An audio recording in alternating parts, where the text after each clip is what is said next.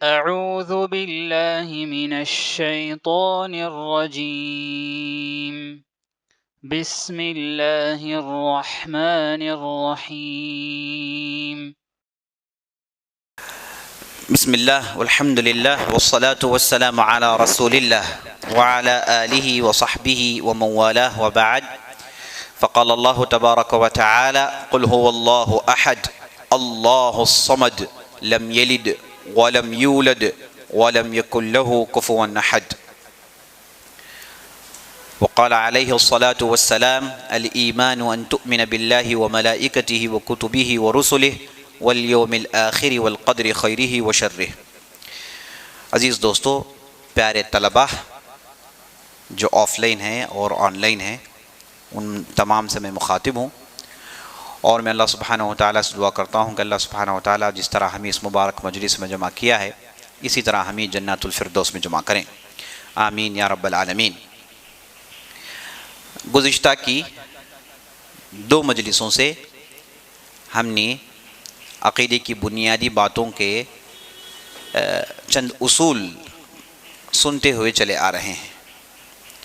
ہم نے پہلے درس میں عقیدے کی اہمیت، عقیدہ کسے کہتے ہیں اور عقیدہ نہ جانے تو اس کی خطرناکی کیا ہے، یہ ہم نے پہلے درس میں دیکھا، اور دوسرے درس میں ہم نے دیکھا کہ لفظ ایمان کی کیا تحقیق ہے۔ ہم نے اس کی تشریح و توضیح کی، اسے سمجھایا، اس کا ایکسپلینیشن سنایا، اور ہم نے دیکھا کہ ایمان کے لغوی اور شرعی معنی ہوتے ہیں۔ لغوی یعنی لنگوسٹیکل میننگ اس کا کیا ہے، اس کی بھی ہم نے تفصیل سنی، اور پھر ہم نے دیکھا کہ یہ جو ایمان ہے اس کا اصطلاحی ٹرمینالوجی میں اس کا کیا معنی ہے۔ تو ہم نے یہ سنا کہ الایمان القول باللسان والتصدیق بالجنان والعمل بالارکان کا معنی ہے ایمان کا۔ تو ہم نے اس ڈیفینیشن کے، اس تعریف کے 3 حصوں کو لیا اور تفصیل سے اس میں گفتگو کی۔ یہ جانا کہ الاقرار باللسان کا معنی کیا ہے، والتصدیق بالجنان کا کیا معنی ہے، والعمل بالارکان کا کیا معنی ہے۔ اس کی ہم نے تفصیل گزشتہ کی مجلس میں دیکھی، اور بات ہماری یہاں پر رکی کہ جب ہم نے یہ جان لیا کہ ایمان کا کیا معنی ہے، تو یہ ایمان کس پر لانا ہے، کون سی چیزوں پر ہم ایمان لائیں گے تو یہ بات ٹھیک سمجھی جائے گی، یعنی صحیح ایمان سمجھا جائے گا۔ تو ہم نے بتایا کہ ایمان لانا ہے تو اس کا ذکر اللہ اور اللہ کے رسول نے کیا ہے۔ ایمان 6 ارکان میں، جسے پلرز آف ایمان کہتے ہیں، اس پر ایمان لانا چاہیے۔ اس میں سب سے پہلے اللہ پر ایمان، پھر ملائکہ پر ایمان، پھر رسولوں پر ایمان، پھر کتابوں پر ایمان، پھر یوم قیامت پر ایمان، اور پھر تقدیر پر ایمان۔ یہ 6 پلرز ہیں جس میں ہم کو ایمان لانا ہے۔ تو ہم اس کورس میں یہی دیکھنے والے ہیں کہ یہ 6 پلرز میں اللہ کا لفظ، اس کے ہم تحقیق سنیں گے اور اس کے لوازمات سنیں گے، پھر ہم جائیں گے ملائکہ پر، پھر ہم جائیں گے اللہ کی کتابوں پر، پھر ہم جائیں گے اللہ کے رسولوں پر، پھر یوم القیامت پر، پھر تقدیر پر۔ ایک ایک حصے کو لیں گے اور اس پہ تفصیل سے روشنی ڈالنے کی کوشش کریں گے، کیونکہ یہی وہ باتیں ہیں جن سے ہمارا ایمان بڑھتا ہے، جن سے ہمارا یقین اللہ کے تعلق سے مضبوط ہوتا ہے۔ تو ان چیزوں کو تفصیل سے سننے کی ضرورت ہے۔ تو چلیے ہم سنتے ہیں آج کہ الایمان باللہ سے متعلق چند باتیں۔ گزشتہ کی مجلس جب ختم ہوئی تو ایک صاحب آئے، انہوں نے ایک بہت ہی پیارا سوال کیا، تو میں چاہتا ہوں کہ بات کے آغاز اسی سوال سے ہو جائے۔ تو انہوں نے پوچھا کہ آپ نے کہا تھا کہ صرف زبان سے ادا کرنا کافی نہیں، بلکہ اس پر بھروسہ بھی رکھنا ضروری ہے، اور صرف بھروسہ رکھنا کافی نہیں بلکہ اس پر عمل کرنا ضروری ہے۔ الایمان قول و عمل، ایمان قول اور عمل کا نام ہے، کہنا اور اس پر عمل کرنے کا نام ہے۔ تو ایمان اور قول اور عمل، قول اور عمل، کہنا اور اس پر عمل کرنا، ان دونوں کا گہرا تعلق ہے۔ صرف بھروسہ لانے سے کام نہیں بن سکتا بلکہ اس پر عمل کرنا ضروری ہے۔ تو بھروسہ اور عمل یہ دونوں لازم ملزوم ہیں، اس کے بغیر ایمان مکمل نہیں ہو سکتا۔ تو اس سے بات معلوم ہوئی کہ آدمی جب نیک عمل کرتا ہے تو اس کا ایمان بڑھتا ہے، چڑھتا ہے، پختہ ہوتا ہے۔ جب وہ نعوذ باللہ برائی کی طرف آگے بڑھتا ہے، غلطیاں کرتا ہے، گناہ کرتا ہے، تو اس کا ایمان گھٹتے ہوئے جاتا ہے، گھٹتے ہوئے جاتا ہے، گھٹتے ہوئے جاتا ہے۔ تو ایمان کا بڑھنا اور ایمان کا کم ہونا یہ ایمان کا حصہ ہے، اور کتاب و سنت اس پر خیر شاہد ہیں کہ قرآن میں اللہ تعالیٰ نے کہا انما المؤمنون الذین اذا تلیت علیہم آیاتہ زادتہم ایمانا، مومنین وہ ہوتے ہیں جب ان پر اللہ کی آیتیں پڑھی جاتی ہیں، نیک عمل ہوتا ہے تو ان کا ایمان بڑھ جاتا ہے۔ اور ہم نے حدیث میں حنظلہ رضی اللہ عنہ کی مثال بھی دیکھی کہ انہوں نے کہا کہ میری مجلس، نبی صلی اللہ علیہ وسلم کی مجلس میں میری حاضری اور میرا گھر واپس جانا، دونوں میں جب میرے ایمان پر میں نظر ڈالتا ہوں تو دونوں میں آسمان زمین کا فرق ہے۔ اللہ کے رسول کی مجلس میں میرا ایمان تر و تازہ ہوتا ہے، اور جب گھر جاتا ہوں تو ایمان بالکل کمزور نظر آتا ہے، دھندلا آیا ہوا نظر آتا ہے۔ تو یہ باتیں ہم نے سنی، تو انہوں نے سوال کیا، کہا کہ اگر کوئی آدمی ایمان لائے، غور سے سنیے سوال، اگر کوئی آدمی ایمان لائے اور ایمان لانے کے بعد اسے عمل کرنے کا موقع ہی نہیں ملا، جیسے ایک صحابی ہیں جن کا نام الاسیرم، مشہور صحابی ہیں اسیرم، یہ آپ صلی اللہ علیہ وسلم کے پاس آتے ہیں بدر کے موقع پر، بدر کی لڑائی کے موقع پر آتے ہیں، اور آ کر آپ صلی اللہ علیہ وسلم سے پوچھتے ہیں کہ اللہ کے رسول میں آج ہی مسلمان ہوا ہوں، اس سے پہلے میرے دل میں اسلام کی دشمنی تھی، میں نفرت کرتا تھا اسلام سے، میں دشمن تھا اللہ اور اللہ کے رسول کا، لیکن آج اللہ نے میرے دل کو کشادہ کر دیا، میرا دل منور ہو گیا، میں اسلام قبول کر چکا ہوں، اے اللہ کے رسول مجھے اب کرنا کیا ہے بتائیے۔ تو نبی صلی اللہ علیہ وسلم چونکہ لڑائی کا موقع تھا، اب رزم گاہ میں ہے مسلمان، سامنے دشمن طاق پر ہے، تو آپ صاحب نے کہا کہ اب فی الحال اس سے بہتر کوئی عمل نہیں، اب چلو اللہ کے راہ میں تلوار نکالو، اب جاؤ، اب تمہیں لڑنا ہے۔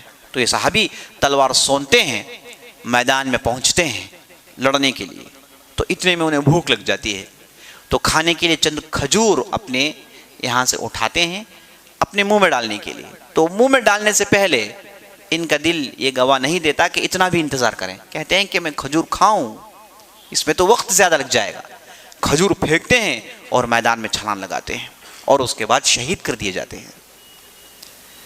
تو اسی لیے کہا جاتا ہے کہ اسیرم وہ صحابی ہیں جنہوں نے اللہ کے لیے ایک سجدہ بھی نہیں کیا، ابھی مسلمان ہوئے تھے، لیکن جنت میں بلند مرتبہ حاصل کر چکے ہیں۔ ایمان کا ان کا ٹائم بالکل کم تھا، ایمان لاتے ہیں اور اس کے بعد شہید کر دیے جاتے ہیں، یہ جو وقفہ تھا بالکل کم تھا، تو اس میں نہ انہیں نماز پڑھنے کا موقع ملا، نہ زکوٰۃ دینے کا، نہ حج کرنے کا، کوئی بھی دوسرا عمل کرنے کا بالکل موقع ملا ہی نہیں۔ تو کیا انہوں نے جب کچھ عمل کیا ہی نہیں تو کیا یہ مومن نہیں تھے؟ اگر مومن نہیں تھے تو پھر کیسے جنت چلے گئے؟ عمل کرنے کا کوئی موقع ملا ہی نہیں، تو ایسے صورت میں کیسے سمجھے اس مسئلے کو؟ تو جواب یہ ہے کہ عزیز دوستو، ایک آدمی جب ایمان لاتا ہے اور اسے ایمان پر عمل کرنے کا موقع نہیں ملتا، اس سے پہلے وہ دنیا سے رخصت ہو جاتا ہے، تو وہ آدمی کا ایمان زبان سے لانا ہی اس کے لیے کافی ہے، کیونکہ اسے عمل کرنے کا موقع نہیں ملا۔ اللہ کا قانون ہے لا یکلف اللہ نفسا الا وسعها، اللہ سبحانہ و تعالی بندوں پر اتنا ہی بوجھ ڈالتا ہے جتنا وہ برداشت کر سکتے ہیں، تو ان کے لیے اللہ سبحانہ و تعالیٰ نے اسی میں خیر سمجھا اور ان کے لیے عمل کرنے کا موقع نہیں ملا۔ موقع مل کر اگر کوئی عمل نہ کرے تو اس کے لیے وہ بحث ہے جس کی تفصیل آپ نے گزشتہ کی مجلس پہ سنی۔ ایک آدمی کو موقع ملا، ایمان لا چکا تھا لیکن عمل کرنے کا موقع ملا اسے، لیکن اس نے عمل نہیں کیا، تو ہم کہیں گے کہ اس کا ایمان کمزور ہے، وہ مکمل مومن ہو نہیں سکا، کیونکہ اسے عمل کرنا ضروری ہے، ایمان میں عمل ضروری ہے، لیکن ایک کو موقع ملا ہی نہیں۔ تو ایسی صورت میں اسے اللہ سبحانہ و تعالیٰ معاف ضرور کرے گا، صرف اس کا زبان سے اقرار لینا اس کے لیے کافی ہے۔ ایک اس کا دوسرا بھی جواب ہو سکتا ہے، دوسرا جواب یہ کہ جب اس نے ایمان قبول کیا اور نبی صلی اللہ علیہ وسلم کے پاس گیا، عمل ہے نا، حرکت کی اس نے، نبی صلی اللہ علیہ وسلم کے پاس حکم جاننے کے لیے آگے بڑھے۔ حکم جاننا، علم سیکھنا یہ عبادت ہے، تو انہوں نے ایک حصہ عبادت کا کیا ہے، تو اس اعتبار سے۔ اور اس کے بعد یہ جب گئے نبی صلی اللہ علیہ وسلم سے گفتگو کی اور دل میں انہوں نے نیت کی کہ اللہ کے راہ میں شہید ہو جائیں، تو دل کی نیت یہ دل کی عبادت ہے، دل کی نیت یہ دل کی عبادت ہے۔ عزیز دوستو، عبادتیں دو قسم کی، نوٹ کر لیجئے، عبادتیں دو قسم کی، ایک عبادت جس کا تعلق دل سے ہے، اور ایک قسم کی عبادت جس کا تعلق جسم کے حصوں سے ہے، یعنی پارٹس آف دا باڈی سے ہے۔ دل سے عبادت اور جسم کے اعضاء سے عبادت، پارٹس آف دا باڈی سے عبادت۔ یعنی دل سے عبادت کا معنی کیا ہے؟ تقوی، اللہ کا ڈر. یہ رہتا کہاں ہے؟ دل میں ہے. تقوی اختیار کرنا، اللہ سے ڈر کے زندگی گزارنا، یہ عبادت ہے. اللہ کا ڈر، اللہ سے ڈرنا عبادت ہے. اللہ کا ڈر ہوتا کہاں ہے؟ دل میں ہوتا ہے، نظر نہیں آتا. اللہ کی محبت ہے نا، اچھا سوچنا، کسی کے تعلق سے اچھی امید رکھنا، یہ سب ظاہر طور پر عبادت نظر نہیں آتی ہے نا. ظاہری طور پر اس ایکشن سے کوئی تعلق نہیں ہے. جب آدمی نماز پڑھتا ہے تو کھڑا ہو جاتا ہے قبلہ رخ ہو کر، پھر وہ قیام کرتا ہے، پھر رکوع کرتا ہے، پھر سجدہ کرتا ہے. ایکشنز ہیں، نظر آتا ہے کہ آدمی عبادت میں مصروف ہے. آدمی حج میں جاتا ہے، حج کے لیے جاتا ہے، حج کرتا ہے، مینا میں جاتا ہے، عرفات میں جاتا ہے، مزدلفہ جاتا ہے، احرام پہنتا ہے، بال منڈاتا ہے. یہ سب کیا ہے؟ اس کا تعلق ایکشن سے ہے. زکوٰۃ دیتا ہے، پیسے نکالتا ہے، حساب لگاتا ہے، پیسے نکال کے کسی غریب کے ہاتھ میں سونپتا ہے، عبادت ہے نا. تو اس طریقے سے عبادتیں ایک ہیں جو ظاہری نظر آتی ہیں، جن کا تعلق آپ کے جسم کے اعضاء سے ہے، جسم کے حصوں سے ہے. ایک قسم کی عبادت یہ ہے جو ظاہر نظر نہیں آتی، اس کا تعلق دل سے ہے. اللہ کا ڈر ظاہر نظر نہیں آتا، اللہ پر ایمان ظاہر سے نظر نہیں آتا. آپ کسی آدمی کے چہرے کو دیکھ کر مومن نہیں کہہ سکتے. اور اس پر تو ایک حدیث ہے مسلم شریف کی رحمہ اللہ، مسلم کی روایت ہے کہ ایک مرتبہ سعد بن ابی وقاص آپ صلی اللہ علیہ وسلم کی مجلس میں تھے، اور وہ مجلس جس میں آپ صلی اللہ علیہ وسلم مال غنیمت تقسیم کر رہے تھے، مال غنیمت تقسیم کر رہے تھے. تو آپ صلی اللہ علیہ وسلم نے کئی لوگوں کو دیا. آپ صلی اللہ علیہ وسلم کا وطیرہ تھا کہ آپ صلی اللہ علیہ وسلم یہ مال غنیمت ان لوگوں کو دیتے جو ابھی ابھی اسلام قبول کیے ہیں، جو ابھی ایمان میں پختہ نہیں ہوئے، جن کے ایمان کچے ہیں. انہیں آپ صلی اللہ علیہ وسلم یہ مال غنیمت کا حصہ پہلے دیتے تاکہ وہ اور قریب ہو جائیں اس مقصد سے. تو یہ جو بڑے مہاجرین ہوتے ہیں کبھی کبھار انہیں کچھ ملتا بھی نہیں، لیکن کبھی بھی انہوں نے شکایت نہیں کی ہے نا، کچھ ملتا ہی نہیں، سب کو لے چلے گئے لوگ، انہوں نے کچھ ملا ہی نہیں. ایسے کئی مرتبہ ہوا ہے. تو اس مجلس میں آپ صلی اللہ علیہ وسلم نے ان لوگوں کو دیا. تو مجلس میں سعد بن ابی وقاص بیٹھے ہوئے تھے. سعد بن ابی وقاص نے ایک دوسرے آدمی جو سعد بن ابی وقاص لے کر لائے تھے، سعد بن ابی وقاص نے ان پر کام کیا تھا. سعد بن وقاص انہیں جانتے تھے. تو سعد بن ابی وقاص نے کہا کہ یا رسول اللہ وہ بھی مومن ہیں، انہیں بھی دیں.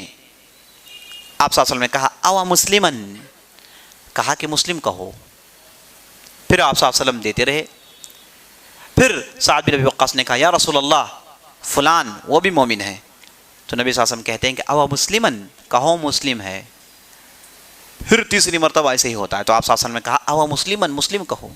تو معنی یہ کہ یہ آدمی ایمان میں ہے، ایمان میں نہیں ہے، یہ چہرہ دیکھ کر آپ بتا نہیں سکتے، نہ عمل دیکھ کے آپ فیصلہ کر سکتے ہیں. ایمان دل میں ہے یا نہیں ہے، اس کا دل کا تعلق ہے.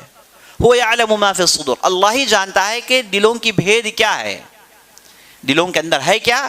دلوں کے حالات کو جاننے والا صرف اللہ ہے، دنیا میں کسی اور ذات کے اندر اس کی طاقت نہیں.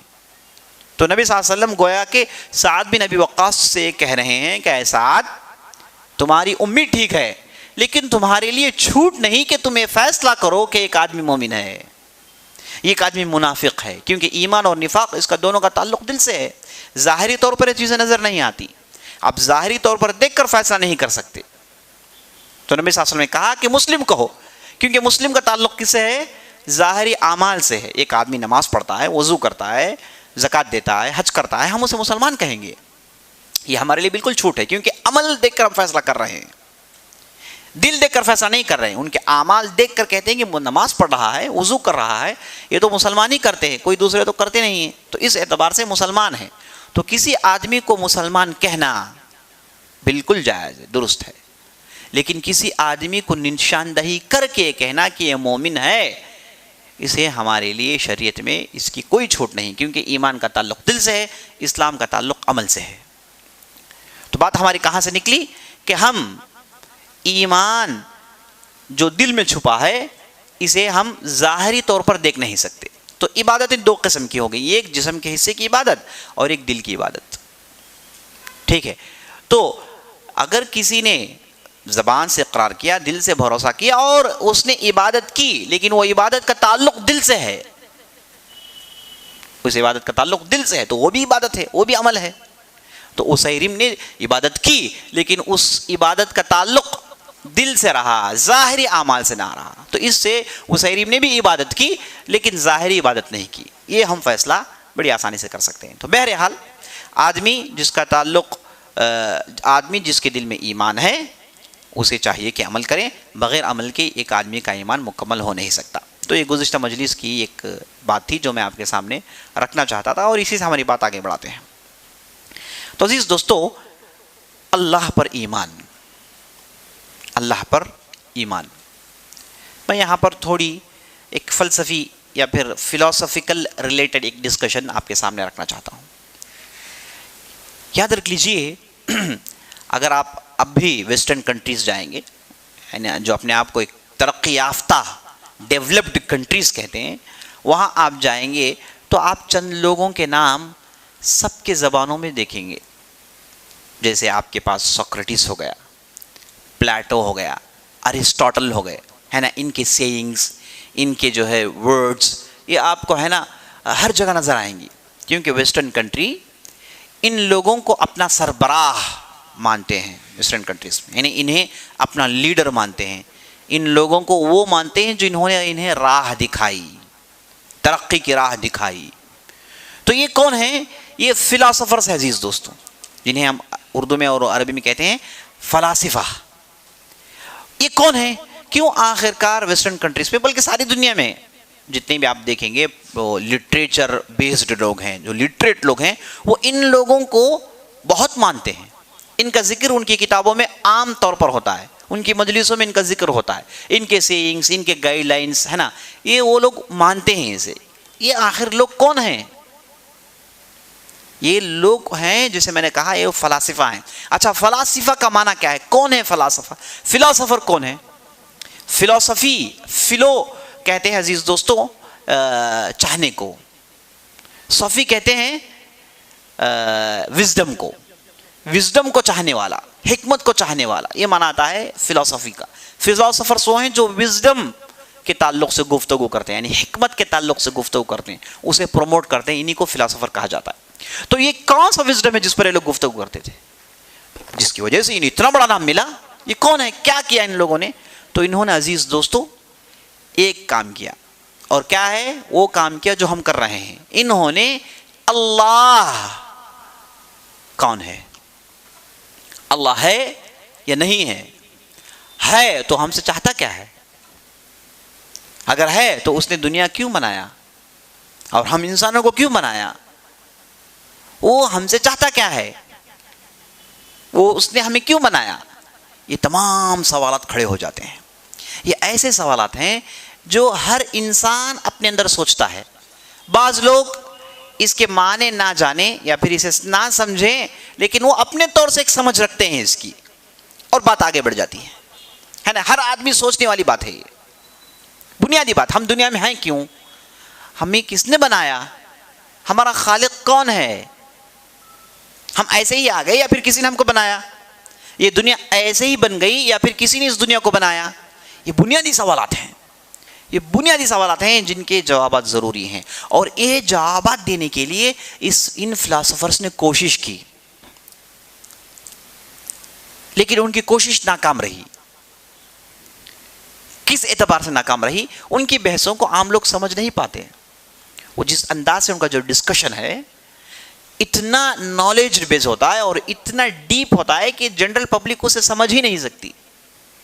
جنرل پبلک اسے سمجھ ہی نہیں سکتی. کسی کے اندر وہ قابلیت نہیں. جنرل پبلک میں اکا دکا ایسے لوگ نکلتے ہیں جو اس کے ماہر ہوتے ہیں، وہ اس کے جو ہے سبجیکٹس کو سمجھ سکتے ہیں، ورنہ جنرل پبلک کے لیے بالکل مناسب ہے ہی نہیں ہے. لیکن ان تمام نے لمبی لمبی بحث کر کے یہ ثابت کر دیا کہ ہے اللہ، اور ایک اللہ ہے خدا، لیکن ایک ہے. اتنا تو انہوں نے کہہ دیا. لیکن اس ڈیسٹینیشن کو پہنچنے کے لیے انہوں نے جو سورسز استعمال کیے، جو طاقت ان کی جو استعمال کی، وہ کون سی طاقت تھی؟ وہ صرف ان کا تجربہ تھا. وہ صرف اور صرف ان کا تجربہ تھا، ان کا ایکسپیرینس تھا. جس کی بنیاد پر انہوں نے فیصلہ کیا. ان کے پاس اسے سمجھنے کے لیے صحیح سورس نہیں تھا. کیوں؟ کیونکہ اسے سمجھنے کے لیے انسان سے زیادہ، انسان کے پاس 5 سینس ہے نا، 5 سینس ہیں انسان کے. کیا کون سے سینس ہیں؟ وہ دیکھتا ہے، سنتا ہے، چھوتا ہے نا، محسوس کرتا ہے. یہ جو انسان کے جو 5 سینسز ہیں، اس سے آگے بڑھ کے، کیونکہ یہ 5 سینس سے وہ اللہ کو پہچان نہیں سکتا، یہ 5 سینسز اسے کام نہیں آئیں گے اس کے پاس. اس سے آگے بڑھ کے وہ ریچ نہیں کر سکتا، کیونکہ اس کی پہنچ بالکل لمیٹڈ ہے. تو ایک 6th سینس کی ضرورت ہے عزیز دوستو. وہ 6th سینس ہے وحی. انسان نے، اللہ نے انسان کو بنایا اور اسے یہ سینسز دیے، چھوتا ہے، دیکھتا ہے، محسوس کرتا ہے، چکھتا ہے، ٹچ کرتا ہے. یہ جو اس کے سینسز ہیں، اس کے ذریعے سے وہ دنیا کو پہچانتا ہے. یہ جو آس پاس اس کے پاس ارد گرد اس کی جو چیزیں ہیں، اس کی جو مشاہدات ہیں، ان کے ذریعے سے کئی چیزیں سیکھتا ہے وہ. لیکن یہ کافی نہیں کیا جاننے کے لیے کہ اللہ ہم سے چاہتا کیا ہے. تو ہمیں ایک 6th سینس کی ضرورت ہے، اور اسی 6th سینس کی ذمہ داری اللہ نے لے لی. اللہ نے انسان کو ایمبیڈڈ بعض چیزیں دی، یعنی اس کے اندر ڈیفالٹ بعض خوبیاں رکھی، بعض اس کے اندر صلاحیتیں، ایبلٹیز رکھی، اور ایک ایبلٹی کو اللہ نے نہیں دیا، اور وہ ایبلٹی اللہ نے اپنے ذمے میں لے لیا. اور وہ ایبلٹی کیا ہے؟ کہ اسے گائیڈ کرنا،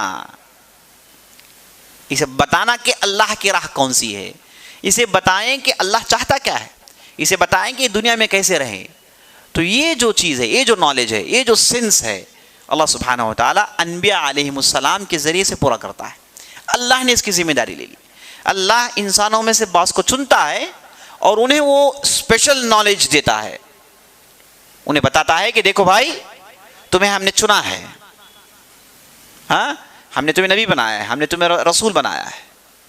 اب چلو تم یہ سبجیکٹ سمجھ لو کہ تم کیسے لوگوں کو گائیڈ کرو گے. تو بعد انہیں نالج دی جاتی ہے، اور وہ نالج سیکھتے ہیں اور جاتے ہیں پبلک میں دوسروں کو سکھاتے ہیں. تو یہ جو 6th سینس ہے، یہ صرف اور صرف اللہ ہی اویل کر سکتا ہے، اللہ ہی ہم کو دے سکتا ہے. انسان کی بس کی بات نہیں. کوئی آدمی اپنی محنت سے نبی نہیں بن سکتا. اپنی چاہے جتنا بھی وہ متقی ہو جائے، جتنا بھی وہ پرہیزگار ہو جائے، ہے نا، جتنا چاہے اپنا عقل استعمال کر لیں اور جتنا چاہے وہ طاقتور ہو جائیں، لیکن وہ کیا نہیں کر سکتا؟ کیا نہیں کر سکتا؟ ہاں، نبی نہیں بن سکتا. وہ وہی حاصل نہیں کر سکتا، وہی کھینچ کر نہیں لا سکتا، وہ رسول نہیں بن سکتا. وہ یہ نبوت اور رسالت یہ وہبی ہے، یعنی اللہ کی دین ہوتی ہے، کسبی نہیں، محنت کر کے کوئی حاصل نہیں کر سکتا.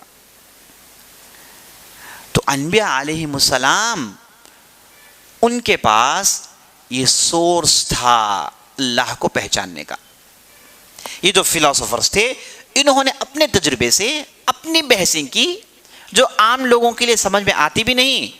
الٹیمیٹلی ان لوگوں نے پہنچا اپنے ڈیسٹینیشن کو، لیکن ڈیسٹینیشن شک و شبہات ایسی باتوں سے بھری ہوئی ہیں کہ عام لوگوں کے لیے بالکل مناسب نہیں ہے. اسی لیے یہ فلاسفرز اکثر جان سے مار دیے گئے، قتل کر دیے گئے. سقراطیس کے تعلق سے آتا ہے کہ اسے تو ارسٹ کر لیا گیا تھا، اور چونکہ وہ یہ خدا کے بعد ادھر جو ہے دیو مالے، دیوی دیوتا بہت تھے اس زمانے میں، تو اس نے کہا کہ دیووں کی کوئی اہمیت نہیں ہے، یہ دیوتاؤں کو کوئی اہمیت نہیں ہے، اس کے پیچھے مت جاؤ. لوگوں نے پوچھا کہ وہ کیوں؟ تو اس نے ایسی بحثیں کی، ایسی باتیں بتائی کہ لوگوں کو سمجھ میں نہیں آتی تھی، لوگ انہیں پاگل کہتے تھے. تو آخرکار انہیں ارسٹ کر لیا گیا اور کہا گیا کہ اگر جینا چاہتے ہو تو خاموش رہو گے، کچھ بات نہیں کرو گے. سقراطیس نے کہا کہ نہیں، میں خاموش نہیں رہ سکتا. تو لوگوں نے کہا کہ اگر تم خاموش نہیں رہ سکتے تو اپنے آپ کو مار لو، یہ لو زہر، اسے پی جاؤ، اپنے آپ کو مار لو. تو باقاعدہ پیا، اپنے آپ کو اس نے ختم کر لیا. وہ خاموش نہیں رہ پایا کیونکہ اس کے اندر وہ تڑپ، وہ آگ لگ گئی تھی. یہ جو سوالات ہیں، بنیادی سوالات کہ بھائی کس نے اس دنیا کو بنایا، کون ہے ہم، کیوں ہم اس دنیا میں آئے، ہم کو بنانے کا کیا مقصد ہے، اور اس دنیا کے بعد اور دنیا ہے نہیں ہے، اس کے بعد ہوگا کیا، یہ ایسے سوالات ہیں. عام لوگ اسے تھوڑا سمجھتے ہیں، اور بعض لوگ ایسے ہوتے ہیں کہ یہ سوالات کے جوابات اگر انہیں نہ ملے وہ مر جائیں گے. اتنا وہ سینسٹیو ہو جاتے ہیں اور اتنے حساس ہو جاتے ہیں کہ یہ جاننا ہی ان کی پوری زندگی ہو جاتی ہے، حق جاننا ہی ان کی پوری زندگی ہو جاتی ہے، اور یہ حق جاننے کے لیے وہ پورا وقت لگا دیتے ہیں. اگر انہیں صحیح سورس نہ ملے، صحیح گائیڈ لائن نہ ملے، وہ بھٹک جاتے ہیں. تو جیسے یہ جو فلاسفرز کا معاملہ ہے وہ یہی ہے کہ انہیں کوئی نبی کی تعلیمات ان کے پاس نہیں آئی، وہ اپنے طور سے انہوں نے کوشش کی. لیکن بعض ایسے بھی ہیں جن کے پاس نبی کی تعلیمات مل گئی انہیں، جیسے آپ کے سامنے سلمان الفارسی رضی اللہ عنہ، وہ بہت بڑے مالدار تھے اور شہزادے تھے. ان کے والد بہت بڑے دیومالا کے بہت بڑے پوجاری، کچھ خمی اور کچھ کمی نہیں تھی ان کے پاس. لیکن اچانک ایک جذبہ نکلا کہ حق جانیں، ہم ہیں کون. یہ سوالات انہیں بے قرار کرتے ہیں، یہ سوالات نے انہیں بے قرار کر دیا. کیا معاملہ ہے بھائی، کون ہیں ہم؟ کیا یہ آگ کی پوجا، یہ آگ میرا خدا ہے؟ یہ تو میری عقل نہیں مانتی، یہ ممکن ہی نہیں. یہ آگ کو ہم تیل ڈالتے ہیں ورنہ بجھ جائے گی. تو یہ سوالات بے قرار کرتے ہیں سلمان الفارسی کو. وہ نکلتے ہیں گھر سے، سب کچھ چھوڑ دیتے ہیں، سب کچھ چھوڑ دیتے ہیں. اور لمبا سفر، ایک نہیں، دو نہیں، تین نہیں، چار پادریوں سے ان کا سابقہ پڑتا ہے. اور ہر ایک پادری کے پاس 15 سال، 20 سال بتاتے ہیں. کس لیے؟ اس لیے کہ وہ حق جان لیں. حق جاننے کی جستجو، حق جاننے کی تکودو، یہ بے قرار کرتی تھی انہیں. تو آخرکار آخری پادری نے کہہ دیا کہ دیکھو بھائی، ہمیں جو معلوم تھا ہم نے بتا دیا. مجھے حالات کے ذریعے سے بات معلوم ہو رہی ہے کہ یہ آخری نبی کا زمانہ ہے، یہ نبی کی بعثت ان قریب ہے. اور ہم نے اپنی کتابوں میں اپنے بڑوں سے سنا ہے کہ یہ جو آخری نبی کی جو بعثت ہوگی وہ ایسے زمین میں ہوگی جہاں کھجور کے جھاڑ ہوں گے. تو چلو اب کوشش کرو، دیکھو کہ یہ کھجور کے جھاڑ کہاں ہوتے ہیں. تو پھر وہ نکلتے ہیں اور پھر یہ قبیلے کے یہاں جو ہے اسیری کے عالم میں، غلام کے عالم میں، عرب کی زمین میں پہنچتے ہیں. کھجور کے جھاڑ دیکھتے ہیں تو خوش ہو جاتے ہیں. اور پھر نبی صلی اللہ علیہ وسلم سے ملاقات ہوتی ہے. وہ لمبی داستان آپ لوگ جانتے ہیں. تو عزیز دوستو، یہ حق جاننے کی جستجو ہے جو آدمی کو بے قرار کر دیتی ہے، بے تاب، سب کچھ چھوڑ دیتا ہے آدمی. یہ ایک نہیں، دو نہیں، کتنے ہیں. اور ہمارے زمانے میں کتنے ہیں، کتنے ہم نے کیسے لوگوں کو ہم نے دیکھا ہے، ایسے سوامی اور ایسے پوجاریوں کو ہم نے دیکھا ہے جو اسلام قبول کیے، لیکن اسلام قبول کرنے کے لیے ان کا جو سفر رہا، کھوج کا جو سفر رہا، البحث عن الحق کا جو سفر رہا، وہ بہت ہی لمبا، کٹھن، قربانیوں کا طالب. آخرکار انہوں نے پایا. تو میں بتانا چاہتا ہوں کہ ایسے سوالات ہیں جو اکثر لوگوں کے پاس بالکل معمولی نظر آتے ہیں، لیکن بعض لوگوں کے اندر یہ طبیعت حساس ہو جاتی ہے ان کی. جبکہ ایسے ہی سوالات ہیں، دنیا کے سب سے اہم سوالات ہیں. مجھے معلوم ہے کہ یہاں چنئی کے اندر ایک بہت بڑا کیمسٹ آیا، یہاں کی ایک یونیورسٹی میں، نام نہاد یونیورسٹی کے اندر آیا. وہ کیمسٹری کا بہت بڑا ماہر تھا. وہ غالباً فرانس سے یا پھر یو کے سے آیا تھا. تو اس کے آنے پر ایک بہت بڑی مجلس جمع ہوئی اور پورے علاقے کے پورے کیمیاوی حضرات جو کیمسٹ ہوا کرتے تھے پورے جمع ہو گئے، کیونکہ سب جانتے تھے کہ یہ غیر معمولی کیمسٹری کا عالم ہے، کیمیاوی ماہر ہے. تو سب جمع ہو گئے اور لوگوں نے سوالات پوچھے اس سے.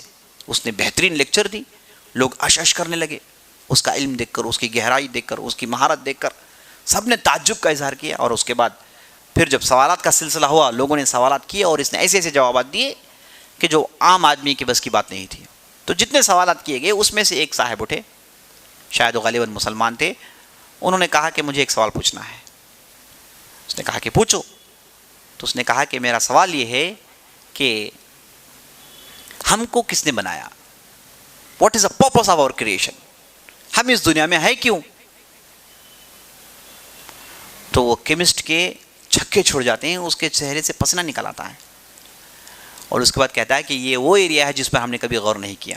ہاں معلوم ہے اہم سوالات ہیں، لیکن ہم نے اس تعلق سے سیریسلی غور نہیں کیا. بیسک سوال ہے، ہم دنیا میں کیوں؟ آپ کہتے ہیں کہ جو ہے میگنیزیم، اس کا یہ یوسیج ہے، اس کی یہ پراپرٹیز ہیں، اس کا یہ یوسیج ہے. آپ کہتے ہیں کہ فلان سولوشن، اس کا یہ یوسیج ہے. آپ چھوٹے چھوٹے دھاتوں کو، معادن، اس کا یوسیج بتاتے ہیں، اس کے فائدے بتاتے ہیں، وہ آنے کا مقصد بتاتے ہیں. ہم جو ان چیزوں کا استعمال کرتے ہیں، ہم اس دنیا میں آئے ہیں تو کیوں آئے ہیں؟ جواب نہیں، جواب نہیں جانتے اکثر لوگ. جبکہ بہت ہی بنیادی سوال ہے کہ ہم اس دنیا میں آئے کیوں، کس نے ہم کو بنایا ہے.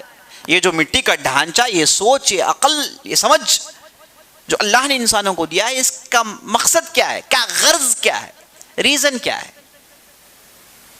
تو بڑا تعجب میں پڑ گیا. ہو سکتا ہے اس کے بعد اس نے سوچا ہو اس تعلق سے. تو عزیز دوستو یہ ایسے بنیادی سوالات ہوتے ہیں جو آدمی کو بےتاب کر دیتے ہیں اور کھوج میں نکل جاتے ہیں. تو یہ جو فلاسفرز تھے انہوں نے ان کی شہرت ہی اس وجہ سے کہ انہوں نے اللہ کو اپنا سبجیکٹ بنایا اور اپنا پورا زور لگایا. انہوں نے نتائج نکالے اور ان کا وہ کام ادھورا کام تھا اور وہ کام ٹھیک ڈھنگ سے نہیں ہوا, لیکن بہرحال انہوں نے کچھ کیا. یہی سوکراٹس کے تعلق سے آتا ہے کہ اس نے جو ایک خدا پر اس پر لمبی لمبی بحثیں کی, لیکن جب بھی سال کا ایک مرتبہ میلہ لگتا تو وہ جا کے دیویوں پر چڑھاوے چڑھاتا. دیویوں جو دیو مالے ہوتے ہیں, بڑے بڑے جو بت ہوتے ہیں, وہاں پر جا کے یہ اپنا جو ہے پوجا پیش کرتا, اپنے چڑھاوے چڑھاتا. لوگ پوچھنے پر کہتا کہ ہمیں ڈر ہے کہ کہیں نہ مجھے مار دیں, ہمیں ڈر ہے کہ کہیں یہ ہمیں نقصان نہ پہنچا دیں. یعنی ایک اعتبار سے اتنی چیزیں اور ایک اعتبار سے اتنی کمزوری, کیونکہ انہیں جو نالج ملا وہ صحیح سورس سے نہیں ملا. تو اللہ نے انسانیت پر فضل کی اور اللہ سبحانہ و تعالیٰ نے انسانوں کے درمیان ہمیشہ انبیاء بھیجے, کیونکہ انہیں یہ جو تڑپ ہے ان کی وہ تڑپ پوری ہو جائے. تو انبیاء علیہ السلام آتے ہیں اور انہیں تعلیم دیتے, بتاتے ہیں کہ ایک اللہ کیا ہے. اور دیکھیے یہ جو سوالات جو اتنے کٹھن سوالات ہیں, ہمارا بچہ جانتا ہے, ہم مسلمان بچے جانتے ہیں. وما خلقت الانس والجن الا لیعبدون, اللہ نے انسان اور جن کو بنایا اللہ کی عبادت کرنے کے لیے. ہم اس دنیا میں آئے ہیں اللہ کی عبادت کرنے کے لیے. اس دنیا کو بنانے والا اللہ سبحانہ و تعالیٰ ہے, اللہ رب العزت ہے, اور ہم ہیں اس کی عبادت کرتے ہیں. اور مرنے کے بعد ایک ہمارے لیے اصل زندگی شروع ہو جائے گی. یہ دنیا ہمارے لیے امتحان گاہ ہے, آخرت ایک بہت بڑی چیز ہے, وہاں پر ہم تمام کو اللہ کے سامنے کھڑا ہونا. یہ بنیادی باتیں ہم مسلمان کا ہر فرد بچہ جانتا ہے. لیکن یہ لوگ جنہوں نے دنیا کے قلابے اوندہ دیے, انہیں نہیں معلوم کہ یہ بنیادی سوالات کے کیا جوابات ہیں. افسوس در افسوس. ٹھیک ہے, اب آگے بڑھتے ہیں. اب دیکھتے ہیں کہ اللہ کے لفظ کا معنی کیا ہے. اللہ عزیز دوستو اسے لفظ الجلالہ کہتے ہیں, اسے کہتے ہیں لفظ الجلالہ. یعنی اللہ کے لیے ایک اسپیشل نام جو عربی زبان میں رکھا گیا ہے. ہر زبان میں اللہ کے لیے کچھ نہ کچھ لفظ ہے. جیسے ہیبریو میں الوہیم کا لفظ ہے نا, دوسرے زبانوں میں گاڈ کہتے ہیں, یعنی مختلف نام ہیں.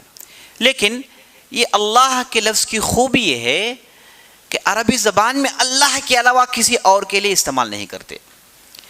اور یہ لفظ کا نہ جو ہے ڈوئل فارم ہے, نہ یہ لفظ کا جو ہے کوئی پلورل فارم ہے, نہ اس لفظ جیسا کوئی دوسرا لفظ عربی زبان میں ہے. یعنی ہر اعتبار سے یونیک, ہر اعتبار سے یونیک. جیسے انگلش میں آپ گاڈ کہیں گے تو اس کا جو ہے آپ کو فیمینین بن جاتا ہے گاڈس, اور اس کا پلورل بن جاتا ہے گاڈس, ہے نا. اور اسے وربز بھی نکل آتے ہیں, ایڈورب بھی گاڈلی نکل جاتا ہے, مختلف الفاظ نکل جاتے ہیں اس سے. کوئی بھی دوسرا لفظ آپ لے لیجئے کسی بھی زبان کا, اللہ کے لیے جو لفظ انہوں نے رکھا ہے اس کا آپ کو فیمینین مل جائے گا, اور اس کے جو ہے ڈوئل فارم پلورل فارم سب مل جائیں گے. لیکن یاد رکھ لیجیے عربی زبان میں اللہ کا یہ جو لفظ ہے اس کے لیے نہ جو ہے ڈوئل فارم ہے, اس کے نہ پلورل ہے, یہ جو ہے کوئی دوسرے شکل میں اس کے ڈیریویٹیوز بنتے ہیں. یہ اپنے لیے بالکل یونیک ہے, سبحان اللہ. تو اس لیے ہم مسلمان ہمیشہ اللہ کا لفظ اللہ کے لیے استعمال کرتے ہیں. دا گاڈ, خدا, یا پھر دوسرے الفاظ جو دوسرے زبان کے ہمارے پاس ہیں, لیکن ہم کبھی بھی انہیں استعمال کرنا پسند نہیں کرتے. ہم اللہ کو اللہ ہی کہتے ہیں, کیونکہ اس کے اندر اللہ کی یونیکنس کو ثابت کرنے کی پوری چیزیں ہیں.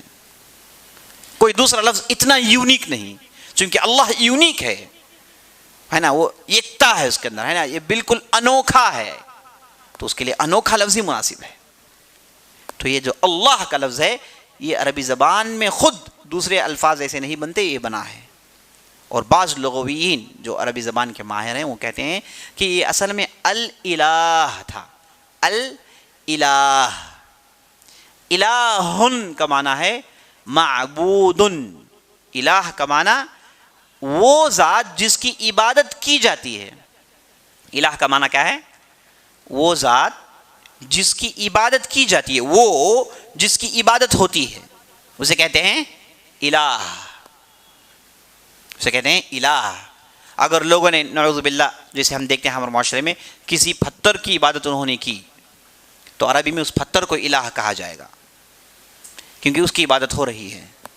اور قرآن نے کہا وَمِنَ النَّاسِ مَنِ اتَّخَذَ إِلَٰهَهُ هَوَاهُ, لوگوں میں سے بعض ہوتے ہیں جو اپنے نفس کو الہ بنا دیے ہیں، یعنی اپنے نفس کی بندگی کرتے ہیں، نفس جو کہتا ہے اس کی سنتی جاتے ہیں، نفس کی خواہشات پوری کرنا ان کا پورا مقصد ہوتا ہے، نفسی کو وہ اپنا خدا بنا چکے ہیں۔ کیوں؟ کیونکہ وہ نفس کی عبادت کرتے ہیں۔ تو کوئی بھی چیز جس کی عبادت ہو اسے عربی میں لفظ ہے الہ، عربی میں اس کے لیے لفظ ہے الہن کا معنی معبودن، جس کی عبادت ہوتی ہے، جس کی عبادت ہوتی ہے۔ تو اس میں عربی کا جو المعرف ال کی پگڑی ڈال دی گئی اس پر، تو یہ بن گیا الالہ۔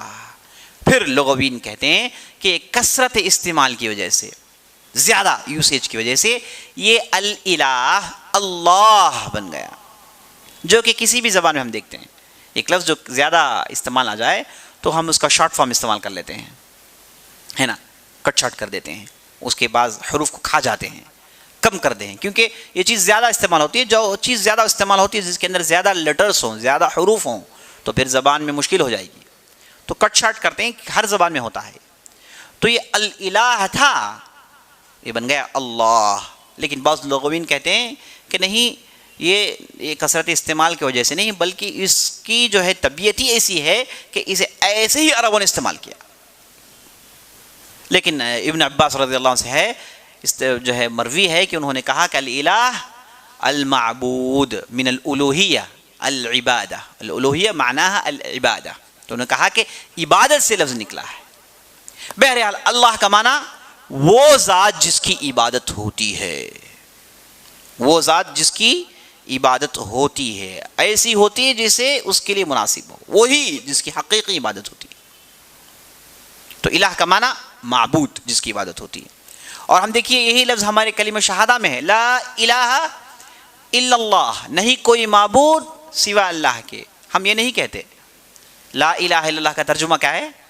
there is no God، but Allah کہتے ہیں نہیں، ہم کیا کہتے ہیں؟ there is no God worthy of worship except اللہ، یعنی کوئی معبود نہیں، کوئی معبود برحق نہیں۔ ہم اردو میں کہتے ہیں ایک برحق کا لفظ اضافہ کر لیتے ہیں تاکہ معنی پورا ہو جائے، کیونکہ جب ہمیں کہیں گے کہ نہیں کوئی معبود سوا اللہ کے تو جھوٹ ہو جائے گا۔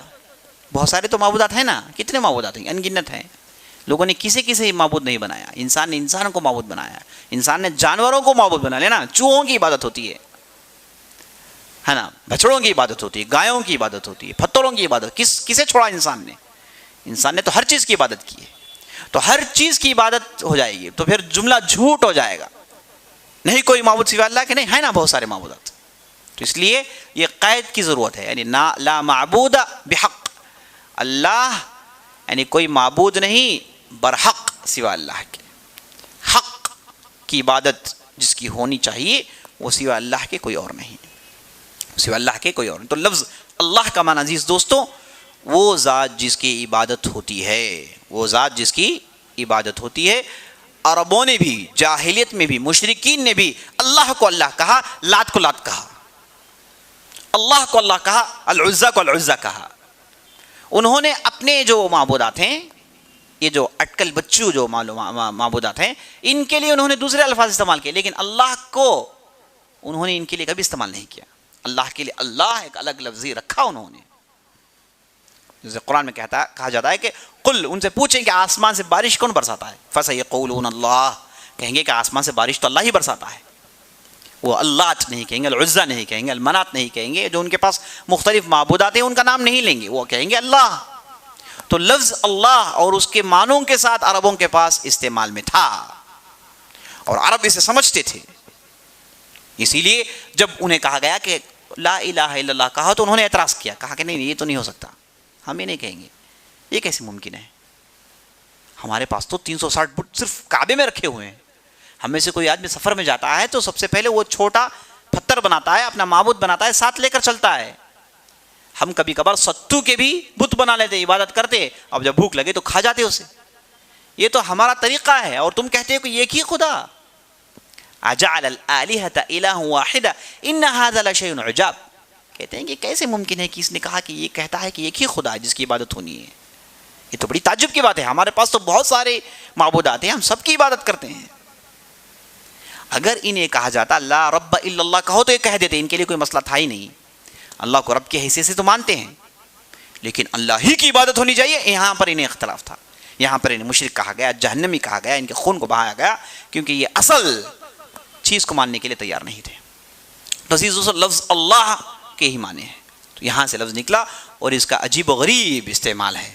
اسی لیے اللہ کو اللہ کہنا ہی سب سے مناسب ہے. کوئی دوسری زبان کے الفاظ اس کا مقابلہ نہیں کر سکتے، اس کا ایکویلنٹ نہیں ہو سکتے. دا گاڈ اس کا ایکویلنٹ نہیں ہے.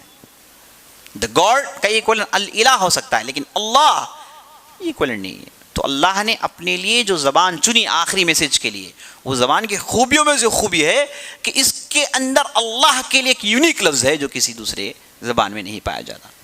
واللہ اعلم. تو یہ ہے دوستو اللہ کی تحقیق. اچھا، جب ہم کو معلوم ہو گیا کہ اللہ ہے،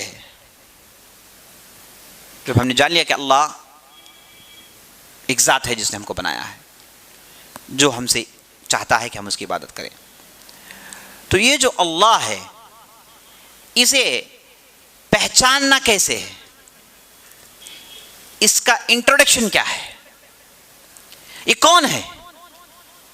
یہ بھی جاننا ضروری ہے. مشرکین مکہ نے نبی صلی اللہ علیہ وسلم سے ہی سوال کیا، پوچھا کہ انصب لنا ربک یا محمد. کہا کہ اے محمد صلی اللہ علیہ وسلم، آپ تمہارے رب کی نسل کیا ہے بتائیے، کون سے قبیلے سے ہے، وہ کیا ہے بتائیے.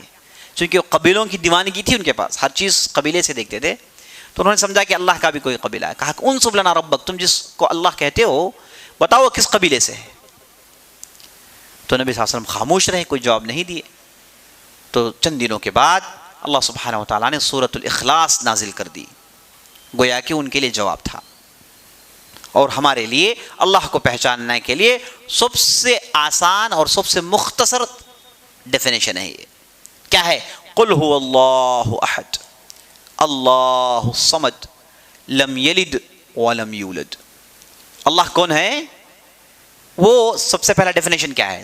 وہ اکیلا ہے. قل هو اللہ احد، واحد نہیں کہا گیا. جب واحد کہیں گے اثنان ثلاثہ کا معاملہ آ جائے گا.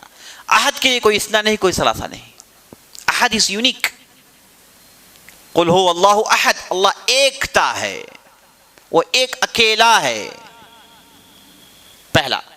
نمبر دو، اللہ الصمد، اور اللہ کیا ہے؟ الصمد ہے. الصمد کا معنی بے نیاز، اسے کسی بھی چیز کی ضرورت نہیں، وہ کسی پر بھی ڈیپینڈنٹ نہیں ہے، کسی پر بھی اسے کوئی حاجت نہیں ہے.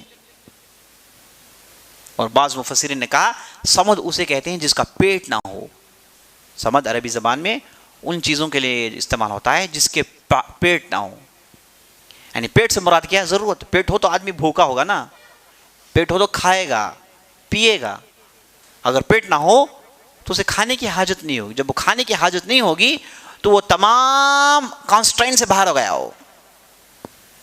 یہ سب کچھ جو نظام چل رہا ہے، آپ دیکھیں گے کہ سب اپنا پیٹ بھرنا چاہتے ہیں، وہ نہیں رہ سکتے بغیر پیٹ بھرے. آپ جانوروں میں دیکھیں گے، ہر چیز میں اللہ نے نظام بنایا ہے اور اپنے لیے نظام نہیں بنایا ہے. اللہ بے نیاز نہیں، اللہ کو کھانے کی ضرورت نہیں ہے، پینے کی ضرورت نہیں ہے. اور اسی لیے ہم دیکھتے ہیں اللہ سبحانہ و تعالیٰ نے جب عیسائیوں پر رد کیا قرآن میں، چونکہ وہ عیسیٰ علیہ السلام کو اللہ کہتے ہیں نعوذ باللہ، ان کی ماں کو خدا کا ایک حصہ دیتے ہیں، تو اللہ نے کہا کانا یاکلان الطعام، کہا کہ یہ خدا ہو سکتے ہیں، یہ وہ ہیں جو کھاتے ہیں. اللہ نے کہا یہ وہ ہیں جو کھاتے ہیں، مانا یہ کہ ان کا پیٹ ہے، یہ محتاج ہیں، بغیر کھائے رہ نہیں سکتے. یہ کیسے خدا ہو سکتے ہیں؟ اللہ تو وہ ہے جو بے نیاز ہے، اسے کسی بھی چیز کی ضرورت نہیں ہے، وہ بے نیاز ہے، وہ غنی ہے، وہ کسی چیز کا محتاج نہیں. یہی معنی ہے عزیز دوستو الصمد کا. الصمد کے ایسا معنی، ایسا لفظ ہے، یہ ایسے معنی خیز لفظ ہے، اس کے اندر بہت کچھ اہل علم میں لکھا ہے، بڑی عجیب و غریب باتیں لکھی ہیں. صرف ابن تیمیہ رحمۃ اللہ علیہ نے فتاویٰ میں صرف ایک لفظ کی شرح میں 60 صفحے لکھے ہیں، 60 پیجز لکھیں گے الصمد کیا ہے. تو یہ مختصر اس کا معنی یہ ہے کہ یہ بے نیاز ہے، اسے کسی بھی چیز کی ضرورت نہیں ہے. اور دنیا میں اس کے علاوہ جتنی بھی چیزیں ہیں انہیں کسی نہ کسی چیز کی ضرورت ہے. بہترین طریقہ ہے، اگر کسی نے اپنے آپ کو خدا کہا تو چیک کر لیجئے کہ وہ کسی چیز کا محتاج ہے. اگر محتاج ہے تو آپ آنکھ میں پٹی باندھ کر کہیے کہ خدا نہیں ہو سکتا، اسے حاجت ہے، محتاج ہے. محتاج خدا نہیں ہو سکتا. تو یہ معنی ہے اللہ الصمد لم یلد ولم یولد. نہ وہ جنتا ہے نہ وہ جنا گیا. وہ جنتا نہیں ہے, انسان ہے, جنتے ہیں, ایک کمزوری ہے. جننا ایک کمزوری ہے. اللہ اس کمزوری سے بری ہے. اللہ کے یہاں ایک کوئی کمزوری نہیں ہے. ولم یولد, اور وہ جنا نہیں گیا ہے, اس کا کوئی نسل نہیں ہے. جیسے تم پوچھتے ہو کون سا قبیلہ سے, کون نہیں ہے, ایسا نہیں ہے. یہاں پر یہ شروط لاگو نہیں ہوتے ہیں, ہے نا. یہ انسان کے جو بنائے ہوئے جو شروط اس کے ذہن میں ہیں, یہ جو کنڈیشنز ریگولیشنز جو بناتا ہے, ریسٹرکشنز کانسٹرینٹس جو اپنے ذہن بناتا ہے, یہ اللہ کے ہاں لاگو نہیں ہو سکتے. تب جا کے وہ اللہ ہے. ورنہ وہ آپ کی کنڈیشنز میں ہیں, وہ بھی اندر آ جائے, وہ بھی ریسٹرکشنز میں لیمیٹیشنز میں آ جائے, تو وہ پھر خدا نہیں ہے, وہ اللہ نہیں ہے. تو اللہ نے اس سورت کے اندر 4 بیسک ٹچ سٹون سکھائے. کہا کہ ایک اکیلا ہے, پہلی بات اکیلا ہے, 2 یا 3 یہ تصور ہی نہیں, یہ ممکن نہیں ہے. نمبر 2 بے نیاز ہے, اور نمبر 3 نہ وہ جنتا ہے نہ وہ جنا گیا. یہ ایک اللہ ہے. اس میں تمام مشرکین سے کہہ دیا گیا کہ تمہارے پاس بہت سارے خدا ہیں, جبکہ اللہ ایک خدا ہے. اور اللہ الصمد, یہ کس پر رد ہے؟ عیسائیوں پر رد ہے, جنہوں نے کہا کہ عیسیٰ علیہ السلام نعوذ باللہ اللہ ہے. عیسیٰ علیہ السلام کھاتے پیتے ہیں, وہ کیسے بے نیاز ہو جائیں گے؟ اور لم یلد ولم یولد, پھر عیسائیوں پر تم جو کہتے ہو کہ عیسیٰ علیہ السلام خدا, وہ تو پیدا ہوئے, ان کی والدہ نے انہیں جنا ہے, اور تم جانتے ہو, ہے نا. اور اس کے بعد وہ کسی کی فرزند ہیں, ان کی اماں ہیں. لیکن اللہ ایسا نہیں ہے, نہ اللہ جنتا ہے نہ کوئی سے چلا گیا. بہترین سورت ہے دوستو, اسی لیے سورت الاخلاص کہتے ہیں اسے. یعنی اخلاص کا معنی آدمی دنیا کے تمام لگاؤ سے الگ ہو کر پیور ہو جاتا ہے, یہی معنی ہے اخلاص کا. خالص کہتے ہیں پیور کو. اخلاص یعنی پیورٹی پیدا کرے, یہ معنی ہے. تو یہ سورہ جب آدمی پڑھتا ہے تمام قسم کی شرک, گندگی, دوسری چیزوں سے پاک ہو جاتا ہے. اسی لیے اسے کہتے ہیں سورۃ الاخلاص. سورۃ الاخلاص. ایک صحابی تھے, وہ جب بھی کوئی بھی سورت پڑھتے تو سورہ اخلاص پر ختم کرتے. لوگوں نے شکایت کر دی نبی صلی اللہ علیہ وسلم کے پاس. نبی صلی اللہ علیہ وسلم سے بلایا, انہیں بلایا, پوچھا کہ بھائی ایسا کرتے کیوں ہو؟ تم ہر نماز میں سورہ اخلاص پر ختم کرتے ہو, کیوں کرتے ہو ایسا؟ تو صحابی نے کہا یا رسول اللہ انی لاحبھا انہا صفات الرحمن واحبھا, یہ اللہ کی صفات ہیں. سمجھ دیکھیے, کہتے ہیں کہ اللہ کی صفاتیں اور میں بہت چاہتا ہوں. تو نبی صلی اللہ علیہ وسلم کو کہا انت مع من احببت, تمہارا حشر انہی کے ساتھ ہوگا جنہیں تم چاہتے ہو. تم اللہ سے محبت کرتے ہو تو اللہ تمہاری دیکھ بھال کرنے والا ہے. تو اسے معلوم ہو عزیز دوستو کہ صحابہ اسے سمجھتے تھے, ان صفات کو سمجھتے تھے. بہرحال اس میں ہم کو پتہ چل گیا کہ اللہ کون ہے, اللہ کون ہے. اب چلیے جب ہم اللہ کا سبجیکٹ دیکھتے ہیں, اللہ سے انٹروڈیوس ہونا چاہتے ہیں, تو جب ہم اللہ پر غور کرتے ہیں کتاب و سنت کی روح سے, 3 ایسے پوائنٹس ہیں جہاں پر ہم اللہ کی ذات کو سمجھ سکتے ہیں. 3 ایسے لیئرز ہیں جن پر ہم اللہ کو سمجھ سکتے ہیں. ان 3 لیئرز کو لکھ لیجئے. پہلا لیئر اسے کہتے ہیں الربوبیہ, اسے کہتے ہیں, یا پھر کہیے توحید الربوبیہ, کہتے ہیں توحید الربوبیہ. توحید الربوبیہ. نمبر 2 توحید الالوہیہ. پہلا توحید الربوبیہ, نمبر 2 توحید الالوہیہ, اور نمبر 3 توحید الاسماء والصفات. توحید الاسماء والصفات. توحید الربوبیہ, توحید الالوہیہ, توحید الاسماء والصفات. تو تینوں میں توحید کا لفظ ہے. یہ توحید کیا ہے بھی جاننا ضروری ہے تاکہ ہم ان 3 لیئرز کو ٹھیک سے سمجھ سکیں. توحید کیا ہے عزیز دوستو؟ جیسا آپ جانتے ہیں, لوگ اللہ تک پہنچنے کے لیے,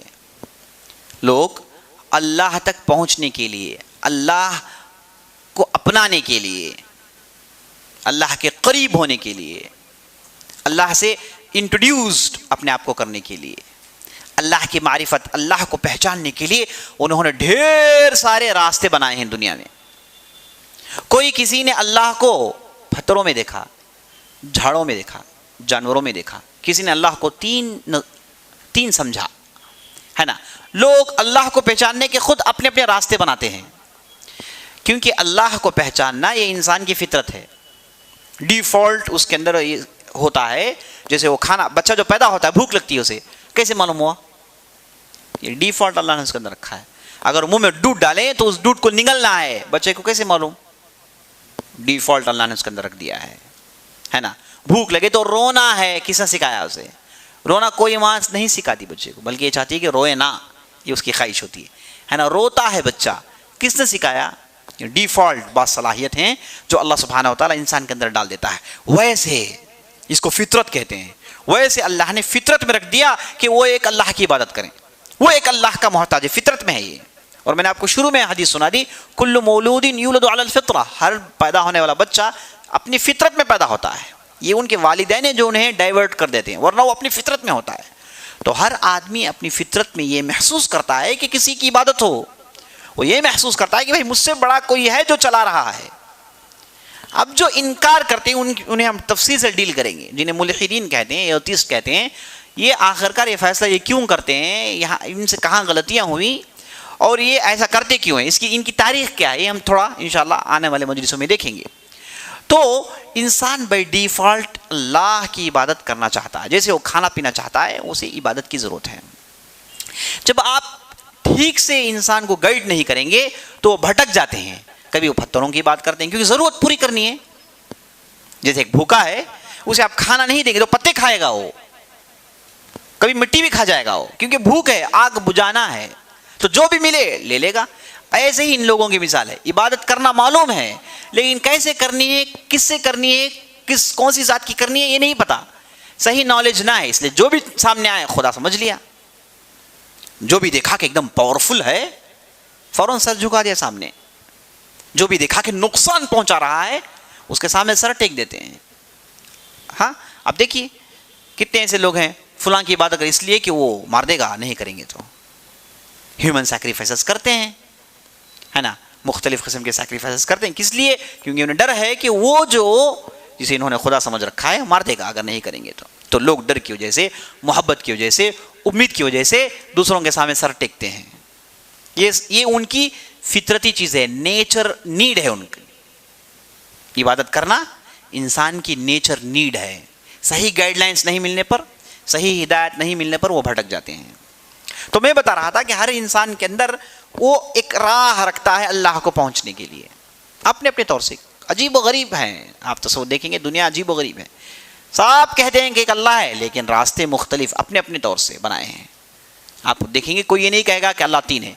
جو ہزاروں خدا کی عبادت کرتا ہے ان سے آپ پوچھیں، کہیں گے کہ خدا ایک ہے اوپر، وہ مانیں گے. لیکن معاملہ ایک غلطی کہاں ہوتی ہے؟ عبادت کی بات آتی ہے تو کہتے ہیں کہ سب کی کریں گے ہم. تو یہ خدا کا تصور ہر جگہ ہے. یہ نبوت کی دین ہے، ہر جگہ موجود ہے. لیکن انسان اس فطرت کو چھپاتے ہیں، اسی لیے کافر کہا جاتا ہے انہیں. کفر یکفر کا معنی چھپانا، دفن کرنا. وہ اپنی فطرت کو دفن کرتے ہیں، چھپاتے ہیں، اس لیے انہیں کافر کہا گیا. تو بہرحال یہ بات یقینی طور پر معلوم ہوگی کہ اللہ کو پہنچنا انسان ہمیشہ سے کرتا آ رہا ہے. آدم سے لے کے این دم تک یہی ہوتے آ رہا ہے. اب سوال یہ ہے کہ اتنے راستے ہیں، اس میں سے کون سا راستہ ہے جو انتھینٹک ہے؟ کون سا راستہ ہے جسے اللہ نے چنا ہے؟ بہت سارے راستے انسانوں نے بنائے، وہ کون سا راستہ ہے جسے اللہ نے چاہا ہے، جس پر اللہ کی مہر لگی ہوئی ہے؟ اس راستے کو عزیز دوستوں توحید کہتے ہیں. اس راستے کو کہتے ہیں عزیز دوستوں توحید. ایک ہی راستہ ہے اللہ کے پاس پہنچنے کا جسے اللہ نے ریکگنائز کیا ہے. وہ راستہ اللہ نے انبیاء علیہ السلام کے ذریعے سے انسانوں کو پہنچا دیا. ایک ہی راستہ ہے، دو تیسرا نہیں ہے. اور وہ راستہ کیا ہے؟ توحید. آپ توحید کو مانیں گے تو ہی آپ کا کنیکشن اللہ سے صحیح ہو سکتا ہے. آپ بالکل سیدھی راہ ہے جہاں اللہ سبحانہ و تعالیٰ آپ کا استقبال کر رہا ہے. ورنہ دوسرے جو راستے انسانوں نے بنائے ہیں بہت سارے، ان کی جو ہے ضروریات تھی، ان کی پریشانیاں تھی، انہوں نے بنا لیے لیکن اللہ نے اسے ریکگنائز نہیں کیا. بنانے والے ہو سکتے ہیں کہ مخلص ہوں، بنانے والے ہو سکتے ہیں کہ اللہ سے ڈرتے ہوں، ممکن ہے. بہت سارے ہیں جو اللہ کو انہوں نے اپنے انداز سے دیکھا اور ان کی نیت ٹھیک تھی، لیکن اللہ نے اس راستے کو نہیں چنا. اور اللہ نے جس راستے کو چنا، آدم علیہ السلام سے لے کے محمد صلی اللہ علیہ وسلم تک جس راستے کی اللہ نے تعلیم دی، وہ راستہ ہے عزیز دوستوں توحید. اسے کہتے ہیں توحید. توحید کا معنی کیا ہے؟ وحد یوحد توحیدا فہو موحد. کا معنی یہ ہے ایک ماننا، یہی راستہ ہے. اللہ کو آپ ایک مانیے، اسے یونیک مانیے، ونس، یہی راستہ ہے نا. ملٹیپل نہیں، مور دین ون نہیں، یہ راستہ نہیں ہے، نہیں چلے گا. ایک. اور یہی آپ نے سورہ اخلاص میں بھی سنا، پہلا کیا ہے؟ قل هو اللہ احد. ایک تھا. یہیں سے توحید کی جڑیں مضبوط ہوتی ہیں، یہیں سے توحید کی جڑیں نکلتی ہیں. اللہ کو ایک مانیے، یہی راستہ ہے، اس کے علاوہ کوئی دوسرا راستہ نہیں ہے. میں اللہ کو 2 مانوں گا 3 مانوں گا، نہیں چلے گا. ایک مانیے آپ. سبحان اللہ. ایک ماننے کا جو راستہ ہے، یہ راستہ وہ راستہ ہے عزیز دوستو جس پر آپ چلیں گے تو معلوم ہو جائے گا کہ دوسرے راستے باطل ہیں. دوسرے راستے باطل ہیں. اللہ نے ہر باطل کے اندر وہ باطل ہو، ہر باطل کے اندر وہ باطل ہے، یہ پہچاننے کے لیے اس نے بہت سارے نشانیاں چھوڑ دی ہیں. بہت سارے نشانیاں ہیں. سبحان اللہ. آپ غور کریں گے علمی نظر سے، ایمان کی نظر سے، آپ کو معلوم ہو جائے گا کہ یہ باطل ہے. کیوں باطل ہے بھائی؟ چیزیں نظر آتی ہیں، یہ کیسے حق ہو سکتا ہے؟ تو ہر باطل کے اندر اللہ نے باطل کا ٹھپا مار دیا ہے، جسے مومنین دیکھ سکتے ہیں، جو اخلاص والے دیکھ سکتے ہیں، تقوی پرست دیکھ سکتے ہیں. تو ایک راستہ جو اللہ کے ہاں مقبول ہے، جسے اللہ نے ہمیشہ پروموٹ کیا انبیاء علیہ السلام کے ذریعے سے، وہ راستہ ہے توحید. توحید کا معنی ایک ماننا. توحید کا معنی ایک ماننا. اب ایک کن چیزوں میں مانے بھائی؟ کون سی چیزوں میں ایک مانے؟ کیا مطلب ایک ماننے کا مطلب کیا ہے؟ اچھا بھائی میں اللہ کو ایک مانتا ہوں، کیا کر رہا ہوں میں؟ تو اللہ کو ایک ماننا ہے تو ان 3 چیزوں میں مانے جنہیں آپ نے لکھا ہے. اللہ کو ایک ماننا ہے تو ان 3 چیزوں میں اللہ کو ایک مانی. کیا آپ نے لکھا؟ آپ نے کہا توحید الربوبیہ، پہلا اللہ کو رب کی حیثیت سے ایک مانیے. آپ نے دوسرا لکھا توحید الالوہیہ، اللہ کو الہ کے اعتبار سے ایک مانیے. آپ نے تیسرا لکھا توحید الاسماء والصفات، اللہ کے ناموں میں اللہ کو ایک مانیے. یہی اصول ہے، ایک ماننا، ان 3 چیزوں میں ایک ماننا.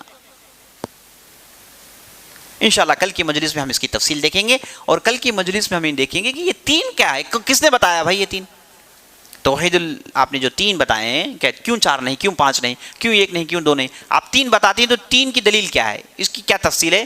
انشاءاللہ ان تمام باتوں کو ہم کل کی مجلس میں سننے والے ہیں. تو آج کی مجلس میں ہم نے جو دیکھا، پہلے دیکھا کہ اللہ سبحانہ و تعالی، اللہ کے لفظ کے متعلق فلاسفرز انہوں نے کیا کہا، اور انبیاء علیہ السلام کا کیا کردار رہا. اور یہ جو اللہ کا جو سبجیکٹ ہے، سب سے بنیادی سبجیکٹ، یہی سب کچھ ہو رہا ہے، اسی کے آس پاس پورا گھوم رہا ہے. یہی بنیادی چیز ہے، اللہ کی ذات کو سمجھنا ہے نا. اور ہمیں اللہ نے کیوں بنایا، اور اس کے بعد اللہ کی ذات، وہ لفظ کی تشریح اور لفظ کی ضرورت ہم نے دیکھی. اور اس کے بعد اللہ کو اپنانے کے لیے، اللہ کو اپروچ کرنے کے لیے جو مختلف راہیں ہیں، ان میں سے کون سی راہ ہے جو اللہ کے ہاں مقبول ہے، اسے توحید کہتے ہیں. اور توحید کا کیا معنی ہے، یہ مختصر ہم نے آج کی مجلس میں دیکھا. انشاءاللہ کل کی مجلس میں ہم دیکھیں گے کہ 3 توحید کی قسمیں یہ کیا ہیں، اسے پہلے کس نے کہا، اسے کیسے نکالا گیا، اس کا بیس کیا ہے، اور ہر ایک توحید کے کیا معنی ہیں. یہ سب انشاءاللہ ہم کل کی مجلس میں دیکھنے والے ہیں. امید ہے کہ باتیں آپ کو سمجھ میں آئی ہوں گی. ہم اللہ سے دعا کرتے ہیں جو بھی کہا، جو بھی سنا، اس کے پر عمل کرنے کی توفیق بخشے. آپ کے ذہن میں کچھ سوال ہوں، جو آف لائن ہیں، جو آن لائن ہیں، دونوں سے میں گزارش کرتا ہوں کہ آپ اپنے سوالات ضرور پوچھیں.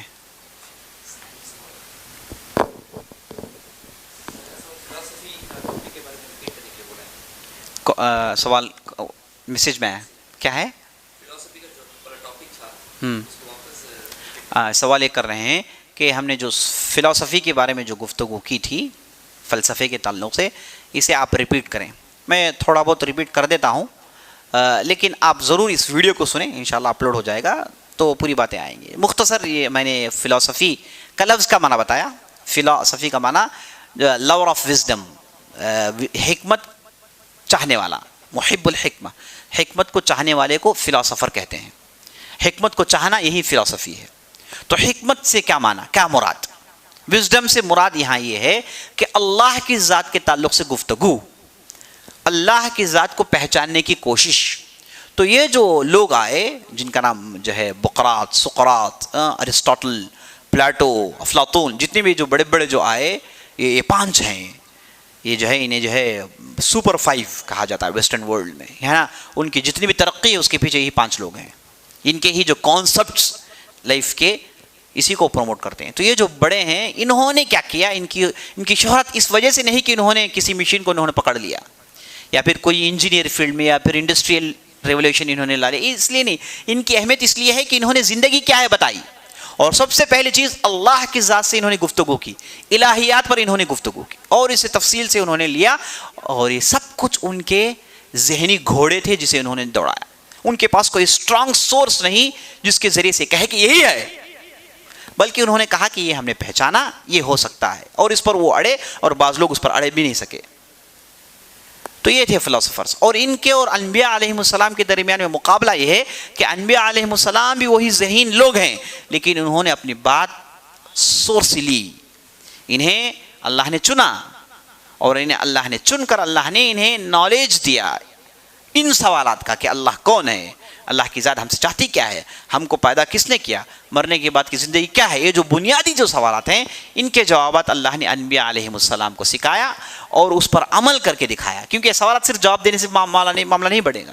معاملہ یہ کہ اس پر عمل کر دکھائیں بھائی، امپلیمنٹ کر دکھائیں. تو انبیاء علیہ السلام نے اسے کر دکھایا. تو فلاسفرز اس اعتبار سے ان کی جو فلاسفی ہے باطل ٹھہرتی ہے اور غلط ثابت ہوتی ہے، کیونکہ انہوں نے اپنے ایکسپیرینس سے اپنے ذہنی گھوڑے دوڑائے. اور انبیاء علیہ السلام انہوں نے اللہ سے ان باتوں کو سیکھی، اور اللہ سے انہوں نے لوگوں تک ان باتوں کو پہنچائی. یہ مختصر بات تھی جو میں نے فلاسفی کے تعلق سے کہا تھا. دوسرا سوال.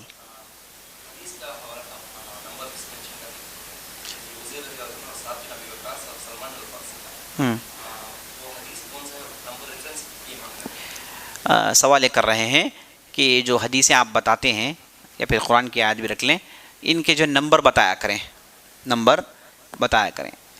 یہ نمبر اس لیے مانگ رہے ہیں تاکہ انہیں معلوم ہو کہ صحیح سورس سے بات آ رہی ہے یا نہیں آ رہی ہے. تو جواب یہ ہے کہ پہلی چیز جو میں بتانا چاہتا ہوں کہ دیکھیے، اللہ نے قرآن کی آیتیں نازل کی، احادیث نبی صلی اللہ علیہ وسلم نے بتائی. ہم کو آیتیں یاد کرنی ہے، احادیث یاد کرنی ہے، نمبر نہیں ہے نا. نمبر یاد کرنا یہ جو ہے یہ کمال کی بات نہیں ہے. نمبر، آیتیں یاد ہوں، حدیث یاد ہو، یہی کمال کی بات ہے. اچھا، اب میں جو بتا رہا ہوں واقعی صحیح حدیث ہے یا نہیں ہے، اتھینٹک سورس ہے نہیں ہے، تو اس کے لیے میں ضرور یہ بتا دیا کروں گا کہ کون سی کتاب میں.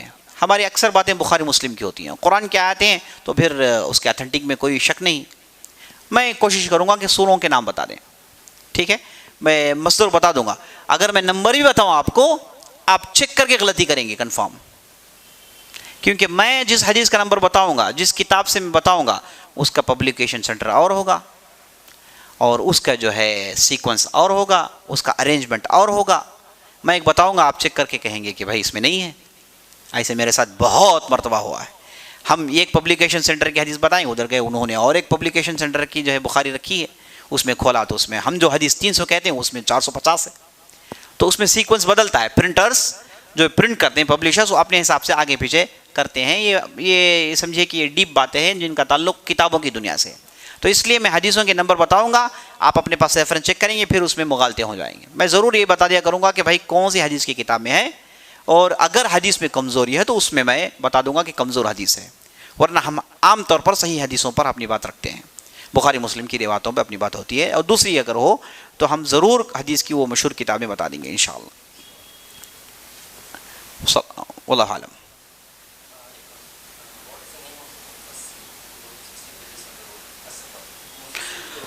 سوال یہ کر رہے ہیں کہ الصمد کے بارے میں نے کہا کہ بعض ایسے بھی علماء ہیں جنہوں نے الصمد کی تشریح بیان کرنے میں بہت کچھ لکھا. جیسے شیخ الاسلام ابن تیمیہ رحمۃ اللہ علیہ، انہوں نے اپنی ایک مشہور کتاب ہے جس کا نام الفتاوی، اس میں الصمد پر انہوں نے بحث کی، تو لگ بھگ 60 سے زیادہ صفحے لکھے ہیں. تو فتاوی کوئی تفسیر کی کتاب نہیں، بلکہ ان کی کتابیں ہیں جس میں انہوں نے فتوے دیے ہیں. اس میں سے ایک حصے میں الاسماء والصفات کے نام سے ایک والیوم ہے، اس پر انہوں نے جب گفتگو کی، اس میں انہوں نے اس کی جو ہے لمبی جو ہے بحث کی ہے. واللہ عالم. بس ٹھیک ہے. اور آپ لوگوں میں سے کوئی سوال کرنا چاہتے ہیں ادھر حاضرین میں سے؟ ختم کر لیں گے. سبحان جی. ہاں سوال کر رہے ہیں لا الہ الا اللہ کہیں گے تو ٹھیک ہوگا یا پھر لا الہ الا اللہ کہنا ہے؟ لا الہ لا الہ دونوں میں کیا فرق ہے؟ دیکھیے یہ اس میں جو ہے ڈیپ گرامر کی بات ہو جائے گی ہے نا، ڈیپ جو ہے اس میں نحو صرف کی بات ہو جائے گی، لیکن میں کر دیتا ہوں تاکہ ریکارڈ ہو جائیں، بعد میں آپ سمجھ کے اسے عربی زبان سیکھ کے سمجھنے کی کوشش کریں، جو عربی زبان نہیں جانتے ہیں اور جو جانتے ہیں تو الحمدللہ۔ تو اس لا کو، لا کے عربی زبان میں کئی قسمیں ہیں، لا کئی قسمیں، لا نافیہ، لا ناہیہ، لام القسم ہے نا، کئی ہیں۔ تو ایک قسم کی جو لا ہے اسے کہتے ہیں لا الناہیہ اور لا النافیہ للجنس، یعنی یہ لا نہیں کہنے کے لیے استعمال کرتے ہیں، لیکن کون سی نہیں، کسے نہیں کرنے کے لیے؟ ایک پوری کیٹیگری کو نہیں کرنے کے لیے۔ مثال کے طور پر میں کہتا ہوں کہ لا رجل کا معنی لا رجل فی الدار، گھر میں کوئی مرد نہیں ہے۔ اگر میں کہوں گا کہ لا رجل فی الدار، گھر میں مرد کی کیٹیگری کا کوئی ہے ہی نہیں ہے، جس کی عمر 30 20 بچہ، چھوٹا بچہ جس کی عمر 1 ہے، مرد ہے ہی نہیں گھر میں، تو وہ پوری کیٹیگری کی نفی ہوتی ہے۔ اگر میں کہوں لا رجل، اگر میں کہوں لا رجل، رجل کہتے ہیں ادھڑ عمر کی، جس کی عمر جو ہے 30 40 سال کی ہوتی ہے، تو لا رجل فی الدار کہوں گا تو گھر میں یہ 30 40 یہ عمر والا آدمی نہیں ہے جو ایک ہے۔ جو میں کہوں گا لا رجل، وہ مرد کے کیٹیگری میں جمع ہوا کوئی فرد گھر میں نہیں ہے۔